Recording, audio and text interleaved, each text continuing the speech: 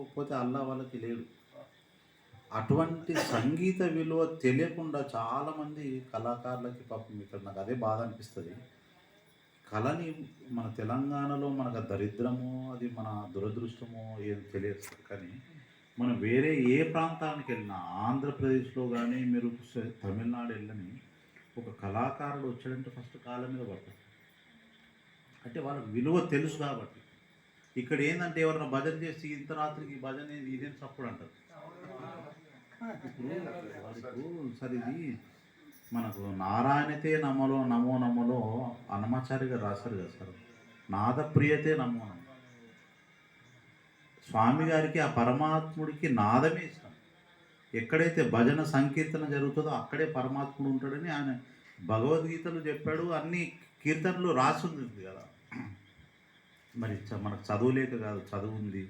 సరే మేమేదో కళాకారులం కదా, వీళ్ళు డప్పు కొట్టుకుంటాం, మేము అట్లా కాదు. అంటే సంగీతం ఎక్కడైతే ఉంటుందో, ఎక్కడైతే భజన ఉంటుందో అక్కడే పరమాత్ముడు, ఆ సత్యనారాయణ స్వామి, ఆ లక్ష్మీదేవత ఇక్కడ వచ్చి ఉన్నారు మనకు కనిపారు. ఏం గంగన్న, ఇది నేను చెప్పేది వాస్తవం.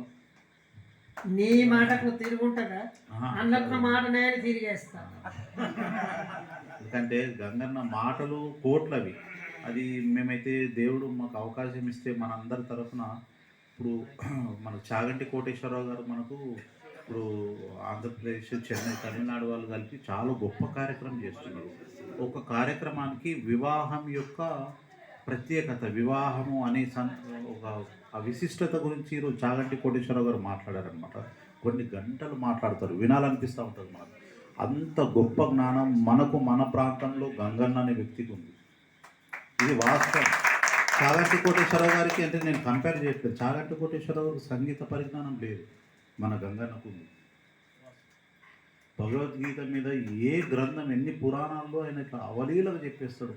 మనం ఒక కార్యక్రమం చేసి దానివల్ల ఏదన్నా మనకు ఒక కోట్ల మంది చేసే కార్యక్రమం ఇది. పెద్దవాళ్ళందరూ తలా కొంచెం డబ్బులు వేసుకొని మనం చేస్తే ఇటు సంగీతం కూడా ఉంటుంది. గంగన్న చెప్తాడు, ప్రవచనం చెప్తాడు, పక్కన సంగీత కార్యక్రమం కూడా, ఒక అన్నమాచారి కీర్తన, ఆ సందర్భానుసారంగా ఒక కీర్తన మన పిల్లలతోని కళాభారతి తరఫున చేసి మనం ఒక గొప్ప కార్యక్రమం చేయాలంటే నేను చాగంటి కోటేశ్వరరావు గారు తక్కువ, నేను అట్లా మాట్లాడట్లేదు. అందరూ అంటే అతను చేసే ధర్మసేవ ఎంత గొప్ప సేవ. చాగంటి కోటేశ్వరరావు, గరికపాటి నరసింహారావు, మన గంగన్నతోని మనం కొన్ని కోట్ల మందికి కనువిప్పు, జ్ఞానోదయం మనం చేయించిన వాళ్ళం అవుతాం కదా. ఇది ఎప్పుడో కరోనా నుండి అనుకుంటున్నాం, కానీ దేవుడు ఇది అవకాశం ఇస్తాడు. అది భగవంతుడు మనందరికీ, సత్యనారాయణ స్వామి, లక్ష్మీదేవి మనకు అందరికీ ఈ అవకాశం ఇవ్వాలని నేను కోరుకుంటున్నాను. సార్ మీలాంటి వాళ్ళు మీకు పెద్దలు, మేము ఆల్రెడీ చాలా ప్రయత్నం చేసాం సార్. ఎలక్షన్ టైంలో కూడా కళాభారతికి ఒక 10 లక్షలు ఇప్పిద్దాం, ఏదన్నా ప్రయత్నం చేద్దాము, చాలా తిరిగాం సార్. మేము బాగా ప్రయత్నం చేశాం, కానీ మనకు రాజకీయ నాయకులు ఏంటంటే ఈ మంచి గురించి రారు, మందు పోయడానికి దానికి దీనికి తిరుగుతూ ఉంటారు ఓట్లు. కానీ ఇటు ఇది ఇంకా మీలాంటి వాళ్ళు ప్రోత్సాహము, గంగన్న ఆశీర్వాదం కళాభారతికి, అది మనం ఎంత కృతజ్ఞత ఎట్లా తెలుపుకోవాలో నాకు తెలియదు. ఒక చిన్న కీర్తన వాయిస్ చిన్న కీర్తన. ఒక నిమిషం నేను మాట్లాడిన అయితే తన చెప్పినా తన మీద ఏమి లేదు, అంత అవుతుంది అంత లేదు. నేను పొగుడుతున్నాడు, పొగులని కొద్దిగా గడిపోసంత చెప్తా, అంత పెద్దది రాదు కానీ పర్వాలేదు. నాకు తెలిసి నిలు పట్టుకునేదా తక్కువ పడితే ఇంకేడన్నా నేర్చుకోవచ్చు. అంటే తక్కువనే అంచనా వేసుకున్నారా కానీ అయితే ఏంటచ్చు, ఇది అభివృద్ధి చెందని ఏనాడు అన్నాము. కళాభారతే మొదలు మన నిజామాబాద్ జిల్లాకు మొదలవుతుందన్న అబ్బాయి ఉన్నప్పుడు అన్న, ఇది మొదలవుతుంది కళాభారతే ఇతరం ఉంటుంది. మరి నిజామాబాద్ ఉన్నారంటే వాళ్ళని ఏమన్నా రాదు. జానపదానికి ప్రాముఖ్యం ఇస్తుంది, ఎందుకంటే వాళ్ళకి సంగీతం తెలియదు, ఎంతెంతో కదా మాట్లాడతారు వాళ్ళు. అది అక్కడ సంగీత పురుషులు ఎవరు వాళ్ళకి టచ్ కాలేదు, అది వాడతారు. ఇప్పుడు మీరు అన్నారు చెంపుడు గుడి కాడ, భీమరాయుడి గుడి కాడ భజన అన్నారు. అక్కడ ఏముంటుంది, ఒక భజన బార్ అయితే చుట్టి కళాకారుడు అని వాళ్ళు అన్నారు. అయితే కళాకారులకు ఒక ఉత్సాహం పాడాలని ఉంటుంది. భారత్కే 11:30కి ఆరతి ఇవ్వాలంటే వాడిది ఏది చూపించుకుంటాడు కళాకారుడిగా. వీళ్ళదే చూపిస్తారు. వీళ్ళు ఎవరు అంతా అయినాక ఉంటే ఉండు లేకుంటే లేదు. సరే అదంతా ఒక్కోళ్ళ మీద మనం కూడా ఇప్పుడు లేదట, టైం ఫ్రీ ఉన్నదట. సరే అట్లుండదు కానీ ఎప్పుడైతే ఇప్పుడు తన తన పేరు నాకు తెలియదు, శ్రీనివాసే వెంకటేశ్వరే ఉన్నాడు. మరి వెంకటేశ్వర్ల పాట ఎంత చక్కదనం పాడాడు. నేను ఉత్తుగా అనలేను, మంచిగానే అంటున్నా. హార్మోన్ కూడా టచ్ ఉంది, హార్మోన్ కూడా వస్తుందా? టచ్ ఉన్నది. కొన్ని రాగాలు కొంచెం చేస్తున్నారు. రెండు విద్యలు వచ్చిందానికి రెండు నమస్కారం. ఒక పాట వాడినోళ్ళకి ఒకటే నమస్కారం. మరి తబలా కూడా వస్తుందా? తబలా రాకుండా రండి. తబలా అయితే మూడు వాయిద్యాలు వస్తాయండి. నేను నమస్కారం చేస్తాను. ఎందుకంటే అన్నమయ్య ఒక సందేశం వెలువడుతున్నాడు ఈ పాటల. అదిగో అదిగో అన్నాడు కదా, మనం వింటున్నాము. చివరి ఆయన ఏం వ్యక్తం చేస్తున్నాడు మీరు గమనించిందా? కైవల్య పదము వెంకట నగమదిగు. అవి నాకు 1000 పడగలు కానొచ్చినాయి, నాకు 100 కానొచ్చినాయి, పడగలు వచ్చినాయి. విష్ణు ఒకటే పడగ మీద అన్నాడు కదా, నాకు బహుబ్రహ్మమయము 10,000 శేషుల పడగలమయమని ఊహిస్తున్నాడు ఆయన. మరి ఇది నిజమేనా మనం అనుకోవచ్చు. ఇది నిజమేనా అంటే ఇక్కడ ఆఖరికి ఏమంటున్నాడు, భావింప సకల సంపద రూపం. భావించుకుంటే లేకుంటే గుట్టలు చెట్లు. మరి వీళ్ళందరూ భావించుకుంటున్నారు భగవంతుణ్ణి.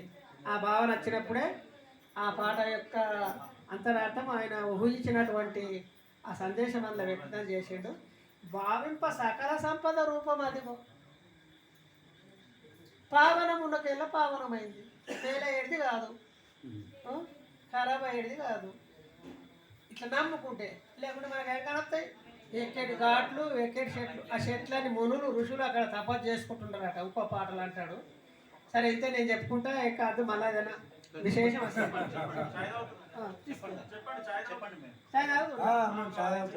ఇక నాకు మాట్లాడు పిసపాడేది. ఎందుకంటే ఉత్తప్పుడు ఇప్పుడు భాగవతం ఆడితే ఆ వేషం రాకుంటే బుడగా నచ్చి ఏదో ఒక పాట పాడిపోతాడు అన్నట్టు.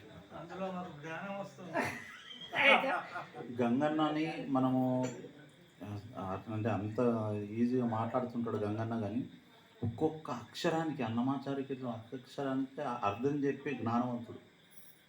అది మనం గంగన్న గురించి ఎంత చెప్పినా తక్కువనే. ఎవరన్నా పోటీకి వచ్చిన వాళ్ళు ఫెయిల్ అయ్యి వెళ్ళిపోవాల్సిందే గంగన్న. అంటే అంత జ్ఞానవంతుడు. మనకు సరదాగా జోకులు చేస్తుంటాడు, మనకు అనుకుంటాం ఏదో తక్కువ అని అంచనా ఇస్తాం చాలా మంది తెలియక, కానీ ఒక్కొక్క అక్షరానికి చెప్తాడు సార్. ఇప్పుడు అన్నమాచార్య రాసిన ఈ కీర్తన ఉంది, మనం సింధు భైరవి భోగీంద్ర ఇది కదా సార్, అదే సింధు భైరవి అన్నమయ్య అంటే ఆయన కాగితం పట్టుకొని రాసినవి రావు. ఎక్కడ ఏం భావం వస్తే అది రాసేసిండు.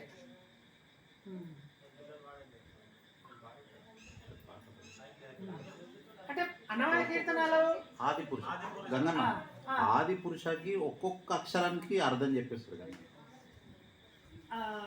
అటువంటి ఏదైతే అట్లా ఉంటుందో ఆయన అనుభవపూర్వకంగా మనం ఏ ఒక్క పాడగాలు మనిషికి నెత్తికెక్కగలిగి సావగలిగి ఒకటే పండగాలట 20 పండగ అది చాలాదా చావాలనుకుంటే ఒకటే పండగాలు. అడవాడు అన్నాడంటే ఏం లేదు చచ్చిపోతా అన్నాడు. వాడు మళ్ళీ పోయి ఏడాదికి వచ్చినది ఏమైనా సావలేదంటే మాట మనిషి చెప్తలేదన్న. గంగన్న చాలాదా హరినామ సంకీర్తనం, అది దాని గురించి ఒక్క మీ వస్తుంది కానీ ఒకసారి దాన్ని పల్లవి మీరు మాకు అర్థం చేస్తే పల్లవి చాలాదా హరి సంకీర్తన మనకు ఒకటి. ఎన్ని పాటలు పాడతాం? హరినామ సంకీర్తన ఒకటి చాలాదా అంటున్నాడు అన్నమయ్య. దాని వెనుక పల్లవి నాకు రాదు, తను అంటే నేను చెప్తా ఇట్లా ఎన్ని వాడతారు ఏం కథ. ఒక్కటి చాలదా మనకు? ఇప్పుడు నేను అన్నా చూడు, ఒక్క రౌతు చాలదా సావాలనుకుంటే? బండలు లెక్కండి ఏడాది బండ దొరికాయి. ముందు సావాలంటే మనం పరమాత్ముడి మీద చిత్తం రావాలంటే నిమిషం పట్టదు. ఏదో వస్తారా ఇక మళ్ళీ వస్తారా, నాకు ఇప్పుడే లేదా పిల్లలు చెల్లెళ్ళు అలాగే లెక్కలు కానీ మొక్కలు కానీ ఏదో కానీ అంటాడు. 6 వరకు అయితే గుడ్డు పెడతాడు. చాలదా హరినామ సౌఖ్యామృతము తమకు చాలదా హితమైన చవులెల్ల నొసగ. ఆ. చౌలా కౌలా చవులెల్ల నొసగ చౌలలో మసాలంటే కౌలే అనుకుంటా. అంటే అది రుచులు అని అన్నారు. చవులు రుచులు. అంటే రుచులు అని. ఆ. ఒక్క హరి సంగీతం వాడితే చాలు సరిపోదు అని ఆ పాటలు వ్యక్తం చేస్తున్నాడు. సౌభాగ్యము, భాగ్యం అంటే ఓ, లక్ష్మి, సౌభాగ్యం అంటే అన్ని ఉన్న వాళ్ళని సౌభాగ్యం అంటారు. ఏం లేనోడికి దౌర్భాగ్యం అంటారు. అంటే ఏం లేనోడి కాదు, హరినామస్మరణ లేనోడి దౌర్భాగ్యం అంటారు. ఇట్లా అన్ని ఉండి కాదు. ఇది ఒకటి హరినామం ఇంతైన జాలదా ఇది చాలదా? చెదరకి జన్మముల చెరలు విడిపించ. మన మన చెరలు అని అంటే మన పాపాలు ఇవన్నీ విడిపించ ఒకటి ఒకటి సరిపోదా? మదినొకటి హరినామం ఇంతైన జాలదా 10,000 నరక కూపంలో వెడలించ. ఆయన తలుచుకుంటే కూప నరకంబుల కోట్ల సంఖ్యలో వరలేదు. ఆయన తలుచుకుంటే ఎన్ని పాపాలు చేసినావు, ఎన్ని జన్మాలు ఎత్తాలో అది ఇది అనుకుంటాను. తలుచుకుంటే కోటి రుణమాఫీ చేసినట్టు 2 లక్షల మాఫీ చేసేస్తాడు ఆయన తలుచుకుంటే.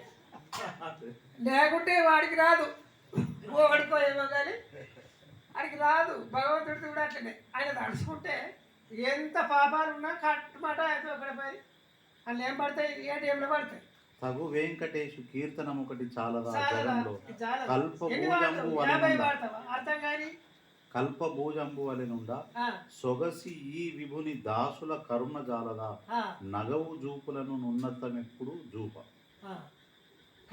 కల్పం అంటే కోరుకున్నది. కల్ప వృక్షము అని అంటే ఏదైతే కోరుకుంటామో మా చెట్టు కింద కూర్చుంటే ఏడా అంత ఇస్తుంది అన్నట్టు. అటువంటి పరమాత్మ ఏమంటాడు ఆయన నరసింహ శతకంలో, కల్పవృక్షము వల్ల నీవు నాకు కలిగినాక ప్రజల లక్ష్యము నాకేల పద్మనాభ. ఏదడితే అడిగి ఇచ్చేటోడు ఉండగా మందితోటి నాకేం చేసేది. ఎంత మంచిగా చెప్తాడు. అన్నయ్య కూడా ఇదే చెప్తున్నాడు. ఓ 20 పాటలు పాడతాం, 30 పాటలు పాడతాం, అందులో ఒక్కటి చాలలే, ఒకటి నీడలే. పుస్తకంలో ఉన్నది కొందరికి మస్తకంలోకి రాలే. మస్తకంలో రాకుంటే ఏమంటే అలా ఉన్నట్టే, కింద ఉన్నట్టే. అయితే అంటే మా పుస్తకం చూసిన వాళ్ళని అంటలేను నేను. అది మస్తకంలోకి రాకుంటే అల్లనే ఉన్నట్టు. ఆయన తన పాట